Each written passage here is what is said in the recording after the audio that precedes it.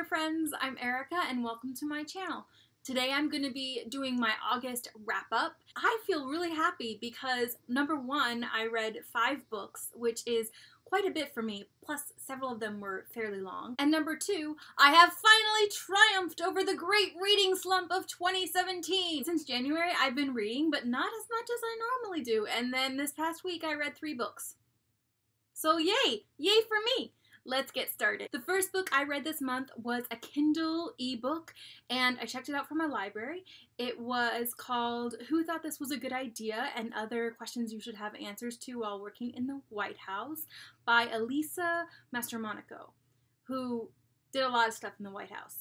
Honestly, I don't remember her exact job, but she got stuff done. I gave this book 4 stars. I liked how it departed from the normal mythos of the White House and government that we see in these kinds of memoirs. Elisa, my girl Elisa, that's what we're calling her. She was very honest about the fact that although this job was fantastic and she had amazing opportunities because of it, she also paid a pretty steep price. I also really liked this book because the structure was really interesting. Elisa did not tell this story chronologically, rather she had chapters that focused on different aspects of her personality, but also the personality you need in order to do public service job effectively. And as someone who works in public service, I found that really interesting and really meaningful. I gave it 4 stars because at times I felt like the pacing was very strange, and also because although I enjoyed the structure, I got lost. When are things happening? What exactly is your job at this point? That was very confusing. So yeah, 4 stars. The next 2 books are the 2 books I completed for the middle grade-a-thon, which was, the 3rd week of August? I read The Jumbies by Tracy Baptiste. I listened to the audiobook version of this book, which was narrated by Robin Miles. I highly recommend the audiobook of this book. The narrator is fantastic. She's amazing. She does all the dialects, she sings the songs, and you get all the creepiness. And it's just wonderful. I feel like if I hadn't listened to the audiobook, it would have been a 3-star read, not a 4-star read. That's how important the narration was for this story. I enjoyed the diverse perspective and exploring some folklore and characters that I wasn't familiar with. I also really appreciated that Baptiste had an endnote where she talked about where she pulled her stories from, and the fact that her stories actually, I think, was a combination of 2 very classic Caribbean folktales. So that was really interesting to me as a storyteller. The reason this wasn't a 5-star read was because the build to the climax was kind of hard for me to keep up with because the perspective kept changing, and so because of that I wasn't invested in any of the real peril in the story. But it was an amazing middle grade book. I highly recommend it. The other book I read from middle grade-a-thon was Starcrossed by Barbara D. Guys, this book has my heart. I gave it 4 stars. We need more high quality middle grade LGBTQ books because this was amazing. It also challenged me as a reader because there were things that happened in the plot that I was like, oh, I don't know how I feel. And then I was like, wait, if this was a hetero couple, I wouldn't have a single problem with it. So why do I have a problem with it now?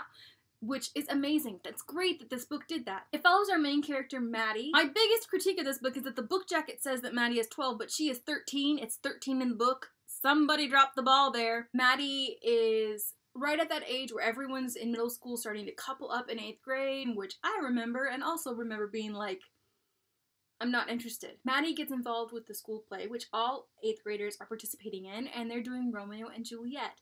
And through the course of the book, Maddie realizes that she has a crush for the first time on Juliet, who is a girl. Maddie likes girls. This is awesome. Really wonderful about this book is Maddie is such a genuine, authentic voice. I really related to her in her trying to figure out why I don't like boys and why don't I feel these things that everybody else is feeling, and then you do and you're like, oh no, what's gonna happen? And then the anxiety about people finding out and all of that was just so relatable and so needed because let's be honest, at 13 years old, lots of young people are beginning to deal with this and we need to have books that they can read.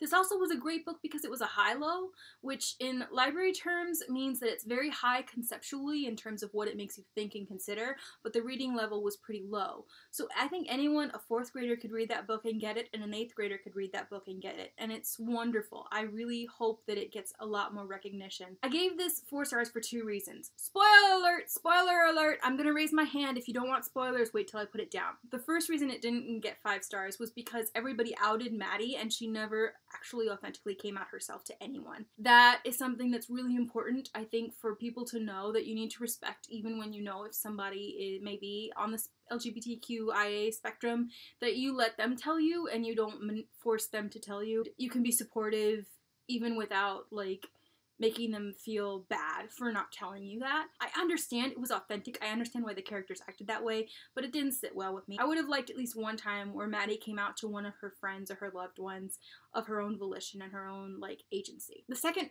reason I didn't give it 5 stars was that the ending was kind of underwhelming. I just was wanting way more. It wasn't necessarily a bad ending, I just wanted more. Spoilers are done for that book. Even though I gave it 4 stars, it's an amazing book. Check it out. I definitely think it needs to go on more book lists for LGBTQIA youth. I definitely think that it needs to be talked about more, and it's just amazing. Now, I was away this last week. That's why there were no videos, because I was on vacation in a cabin in the woods with no phone service and minimum internet, and it was glorious because I was able in 3 days, well, 4 days, I was able basically in less than a week to read 2 really massive books that have been on my TBR forever. I'm so excited, guys. I liked them so much. I finally got these done. Guys, I have so many feelings. I have so many feelings. The first book I read in less than a day is A Court of Thorns and Roses, the first book in Sarah J. Maas's A Court of Thorns and Roses series. I think that's what it's called. Is it called something else, guys? I don't know if there's a consensus on this. I gave it 4 stars. I really enjoyed it. I couldn't stop. I couldn't stop, guys. I couldn't stop reading. I was really, really impressed and blown away by how 3-dimensional her characters are. I understood why every character acted the way they did, even if I hated that character. I also really did like the romance in this, but not for the reasons you would think. I wasn't necessarily shipping the romance, but I really enjoyed the way she wrote it. I thought it was very, very believable that these characters would end up falling in love and that they would, like, go to the ends of the earth for each other, and also it laid the foundation for things in the second book, which I don't know how much to talk about because I don't want to spoil people, because a big part of the joy of these books is not being spoiled and just going on the ride. I gave it 4 stars only because at times the story seemed to drag. But, it was amazing. 4 stars. And now we have the Queen of the Month. The Queen of the Month, the winner, the best thing. Guys, who's read this? Do you have feelings? I have lots of feelings. I'm also very thankful that I have the next book and I don't have to wait. I'm actually gonna start it this afternoon. I'm so excited. I guess I didn't really give a summary of the first book. Oh well. It's a Beauty and the Beast retelling and it takes place in, like, a fae land and there's great world building. That's all you need to know. The second book is, in some ways, leaps and bounds better than the first book. But there are also places where it is not. Controversy is gonna happen now. I don't care if you hate me. I'm standing by my opinions. It's my channel. The characters in this, amazing. The romance in this, much better.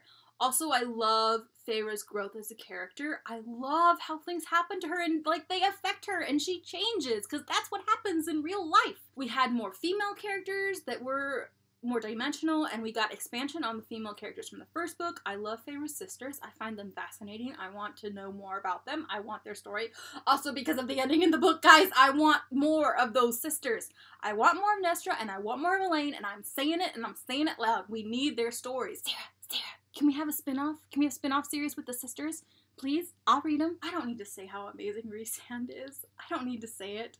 I don't need to say how great the romance is. I will say that the sex scenes were not what they weren't up to par, but I have very high standards because Diana Gabaldon. The last, like, part of the book, I just was, once they got to a certain place, you all know what I'm talking about, I just was like, everyone's in peril, I have to read, and then it ended, and I was like, I'm relieved, and I'm also very scared, all at the same time. Now, controversy. Here's the part of it that was not so good. The grammar was atrocious. There were many sentences that weren't actually sentences. There were times tenses changed in sentences. There were times that, like, there was no antecedent for that. And the English major in me couldn't handle it. The next time I read this, I'm going to go after it with a red pencil. And I'll show you all the places.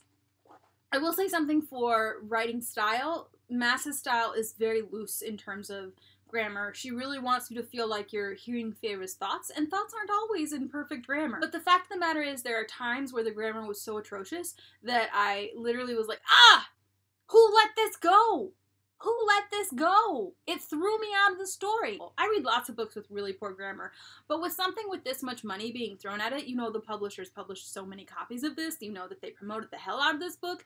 There's no excuse to not take the time to really make sure that you're respecting the writer's point of view and the writer's style, but also following the rules of English.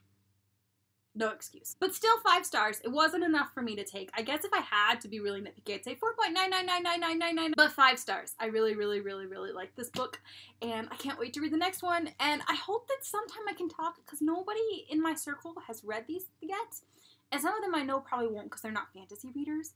So if anybody wants to talk sometime about these books with me, please comment down below. We can, like, talk about it, because I need someone to talk about my feelings with. That's it, guys. That's all the books I read for August. I'm gonna end this video really fast because I need to get back to doing FOMO-a-thon, which is Chelsea's readathon this weekend. I'll leave the link to her video down below.